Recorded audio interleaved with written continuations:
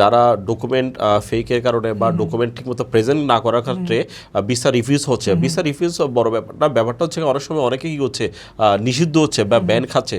So তুমি কি জানো এটা কত বছর নিষিদ্ধ হয় এবং ওইটার টাকাটা অনেক সময় ওরা ফেরত দেয় না? এই ব্যাপারে তুমি কতটুকু জানো? এই ব্যাপারে বলতে গেলে ইংলিশ স্পিকিং কান্ট্রি 5টা মানে অনেক বড় দেশ, মানে like USA, Canada, Australia, UK, ওইসব দেশগুলো ওদেরকে 10 ইয়ার্স ব্যান দেয়। যেহেতু মানে জালিয়াতির কারণে এসব ব্যান পায়, ওরা বিভিন্ন রকম ফার্দার কোনো বিভিন্ন দেশে, অন্যান্য দেশ মানে ওই 5টা দেশ বাদেও অন্যান্য দেশও আর অ্যাপ্লাই করতে পারে না।